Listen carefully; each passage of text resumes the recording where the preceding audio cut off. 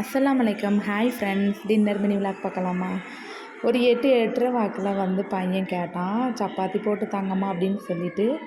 சப்பாத்தி போடுறது ஐடியா இல்லை. சரி பையன் கேட்டுட்டான் அப்படின்னு சொல்லி சப்பாத்தி மாவு கடகடான்னு பிசைஞ்சு வச்சுட்டு, நான் எல்லா சப்பாத்தியுமே தேய்ச்சி எடுத்துகிட்டு லாஸ்ட்டு ஒரு 3 பேடாக இருந்துச்சு, உனக்கு ஹெல்ப் பண்ணேம்மா அப்படின்னு சொல்லிவிட்டு என் பையன் லாஸ்ட்டு 3 சப்பாத்தியில் 2 சப்பாத்தி வட்டமாக தேய்ச்சி தந்தான். ஒரு சப்பாத்தி என்னால் முடியலைன்னு சொல்லி வச்சுட்டு போயிட்டாங்க. பிறகு நான் இன்றைக்கி குருமா வச்சுருந்தேன்.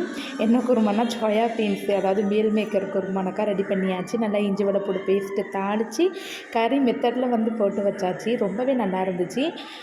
இவ்வளோ சப்பாத்தியும் ஒரே இதாக போட்டு எடுக்க முடியாது, பிள்ளைங்களுக்கும் பசிக்க ஆரம்பிச்சிட்டு, அதனால் 2 தோசைக்கல் போட்டு சூப்பராக சுட்டு பிள்ளைங்களுக்கு ஒரு 9:30க்குள்ளே கொடுத்தாச்சு. இப்படி அப்பா மாமிக்கு சாப்பாடை கொடுத்துட்டு அப்படியே என்னுடைய டின்னரையும் சாப்பிட உட்காந்துட்டேன். சாப்பிட உட்காரும் போது தான் நான் பார்த்து சிரிச்சிக்கிட்டு இருந்தேன். பிள்ளைங்க ரொம்ப என்ஜாய் பண்ணி சாப்பிட்டுக்கிட்டு இருந்தாங்க. அவங்கள பார்க்கும் போதே ஹாப்பியாக தான் இருந்துச்சு. நம்ம கொஞ்சம் எரிச்சப்படுவோம், சரி இனிமேல் என்னத்தை போட்டு சப்பாத்தி போட அப்படிங்கிற மைண்ட் தாட்டில் தான் நான் இருந்தேன்.